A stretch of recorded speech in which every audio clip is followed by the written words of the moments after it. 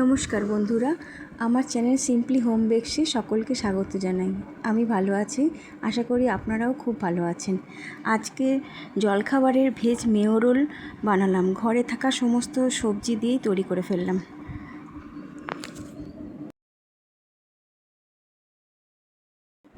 রোলের জন্য প্রথমে আমাকে হোয়াইট সয়া সস বানাতে হবে। এটা প্রথমে একটা ফ্রাই প্যান নিয়ে নিলাম, তার মধ্যে 1 টেবিল স্পুন বাটার নিয়ে নিলাম। বাটারটা মেল্ট হতে থাকবে। তারপর 2 টেবিল স্পুন ময়দাটাকে ভালো করে মেশালাম। ওটার সঙ্গে সমানে নাড়তে থাকবো। 1 কাপ মতো ঠান্ডা দুধ নিয়েছি। 1 কাপ মতো ঠান্ডা দুধ, ওর মধ্যে একটু সর ছিল যাতে ক্রিম ভাবটা আসে, ওই জন্য একটু সর নিয়েছি। দিয়ে ওটার সাথে ভালো করে মিশিয়ে নেব। মেশাতেই থাকবো ভালো করে। দিয়ে নাড়তে নাড়তে যখন একটু জমা জমা ভাব হয়ে আসবে, তখন ওর মধ্যে একটু গোলমরিচ গুঁড়ো দিলাম। 1 টেবিল স্পুন মতো গোলমরিচ গুঁড়ো দিয়ে সেটাকেও ভালো করে মেশাবো। এবার নাড়তে নাড়তে যখন জমে আসবে আস্তে আস্তে,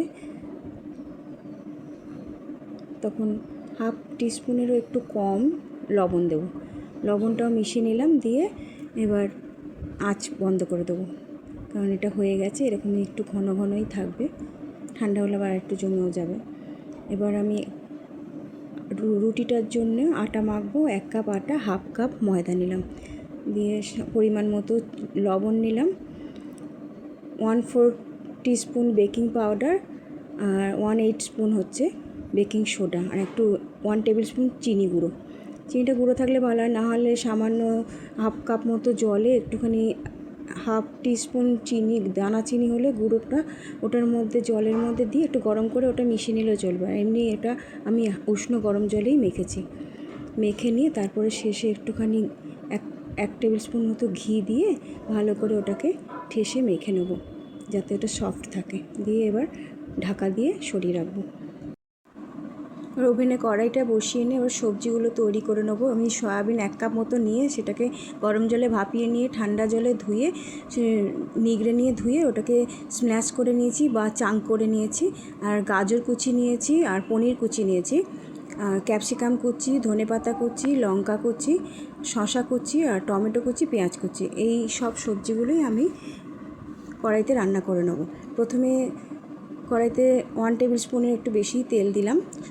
সাদা তেল দিয়েছি, রিফাইন তেল দিয়ে তার মধ্যে সামান্য নুন, সামান্য লঙ্কা গুঁড়ো, আর জিরে গুঁড়ো, ধনে গুঁড়ো, আর গরম মশলা গুঁড়ো সবই সামান্য 1/2 টিস্পুনের একটু কম কমই দিয়ে ওটা ভালো করে মিশিয়ে নিয়ে এবার পনিরের কুচিগুলো দিলাম। দিয়ে ওটার সাথে ভালো করে মেশাতে থাকলাম মশলাটা। তারপরে সয়াবিন কুচিগুলো দিলাম। সয়াবিন কুচিগুলো দিয়ে ভালো করে নাড়াচাড়া করে মিশিয়ে নেব। মিশিয়ে নিয়ে এবার শুকিয়ে আসলে আস্তে করে তুলে রাখবো সবটাই। কড়াই থেকে সব কটা তুলে নেবো। তুলে নিয়ে আবার 1/2 টিস্পুন মতো বাটার দেবো। বাটারটা মেল্ট হবে। বাটারটা গলে আসলে বাকি সবজিগুলো দেবো, যেগুলো কুচি রেখেছি, গাজর কুচি, পেঁয়াজ কুচি, ক্যাপসিকাম কুচি, এগুলো দিয়ে টমেটো দিয়ে এবার নাড়তে থাকবো ভালো করে। কাঁচা লঙ্কা কুচিও দিয়ে দিলাম। দিয়ে ভালো করে নেড়ে মিশিয়ে নেবো। এখানে একটু নুন দিলাম, একটু গোলমরিচ গুঁড়ো দিলাম। দিয়ে ভালো করে সব সবজির সাথে সব মশলাগুলো মিশিয়ে নেব। একটু নরম নরম হয়ে আসবে আস্তে আস্তে। নাড়তে থাকবো, সমানে নাড়তে হবে, নাহলে ধরে যাবে। একটু কম আছে, এগুলোকে নাড়তেই থাকতে হবে। তারপর আগে যে সয়াবিনের মশলাটা করে রেখেছিলাম সবজি দিয়ে, সেটা দিয়ে দিলাম। দিয়ে মিশিয়ে নেবো ভালো করে। সমস্তটাই নাড়াচাড়া করে একসঙ্গে করে নিয়ে তারপর শসা কুচি আর ধনেপাতা কুচি যে করা ছিল সেটা শেষে মেশালাম। দিয়ে নাড়াচাড়া করে সমস্ত সবজির সাথে মশলাগুলো যাতে সব মিশে যায় সেইভাবে নাড়াচাড়া করে নেব। দিয়ে একটু কমে আসবে, নরম ভাবটা হয়ে আসলে নামিয়ে নেব। এবার যে আটা মেখে রেখেছিলাম তাতে আমার 6টা লেচি হয়েছে। আমি রুটিটা খুব যে পাতলা করবো আর খুব মোটা করবো তাও না, নর্মাল ওইরকম সেইভাবেই লেচিটা বানিয়েছি। 6টা লেচি হয়েছে। ওটাকে এবার বেলে নেব, রুটির আকারেই বেলে নেব। ওটাকে আটা দিয়ে বা ময়দা দিয়ে বেলে নেব।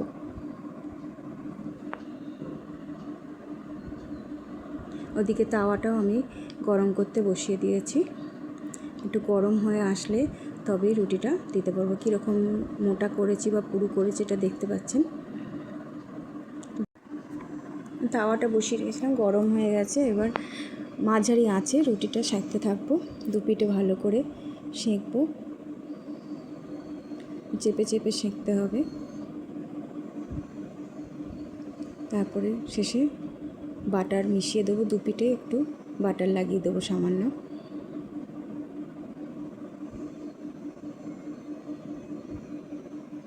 ভালো করে তাওয়া বা চাটুতে সেঁকে নেব। ভালো করে সেঁকা হয়ে গেলে এবার তুলে রেখে দেবো। তুলে নিলাম, তুলে নিয়ে আরেকটা দিলাম, আরেকটা রুটিও ঠিক একইভাবে এপিট ওপিট করে নাড়িয়ে চাড়িয়ে ভালো করে সেঁকে নেব।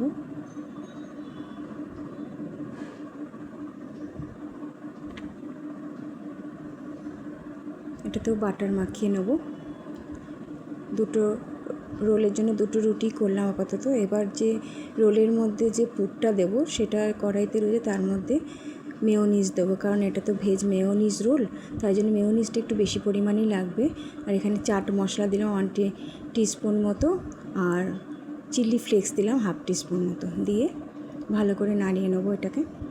কারণ লঙ্কা কুচিও আছে, লঙ্কা গুঁড়ো একটু আছে, আবার চিলি ফ্লেক্স বেশি না হলে ঝাল হয়ে যাবে, সেরকম বুঝে ঝালের পরিমাণটা দেব। দিয়ে এবার বাটার পেপারের ওপর রুটিটা রেখে এবার হোয়াইট সস যেটা বানিয়েছিলাম আমি সেটা স্প্রেড করে দেবো পুরো রুটির গায়ের মধ্যে, ভালো করে মাখিয়ে নেব। কারণ হোয়াইট সস দিয়ে টেস্টটা আরও ভালো হবে।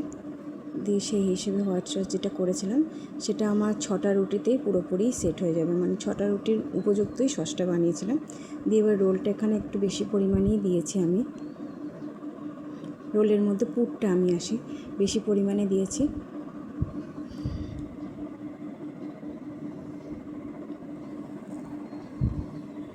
দিয়ে এবার সাবধানে আস্তে আস্তে ওটাকে গোল করে রোল করে পাকিয়ে নেব।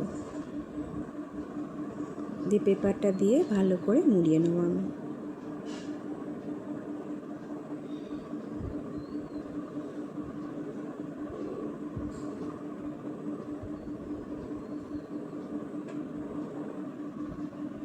এইভাবেই আমি দুটো রোলই করে নেবো আস্তে আস্তে। ওটাতেও একইভাবে প্রসেসে বাটার পেপারের ওপর হোয়াইট সস যেটা বানিয়েছিলাম সেটাই ভালো করে লাগিয়ে নেব পুরো রুটির গায়ে, সমানভাবে মিশিয়ে নিতে হবে রুটিটার সাথে। দিয়ে পুরটা দিলাম, ভেজ পুর যেটা বানিয়েছিলাম সেটা ভালো করে স্প্রেড করে দেবো, মানে মাঝখানটা মিডিলে রেখে। দিয়ে এটাকেও পেপারটা এদিকে করে রোল করে নেবো ভালো করে, যাতে খুলে না যায় পেপার থেকে, সেই মতো রোল করে নিয়ে তলাটা মুড়ে নেব। নিয়ে আপাতত দুটো করলাম, পরে বাকিগুলো করে নেবো। এইভাবেই একইভাবে একই প্রসেসে করে নিতে হবে। রেসিপিটা ভালো লাগলে অবশ্যই একবার করে দেখবেন ও জানাবেন কেমন লেগেছে। ভালো থাকবেন, সুস্থ থাকবেন। অনেক ধন্যবাদ সকলকে ভিডিওটা শেষ পর্যন্ত দেখার জন্য। লাইক করবেন, বেশি করে শেয়ার করবেন ও সাবস্ক্রাইব করার একান্ত অনুরোধ রইল। নমস্কার।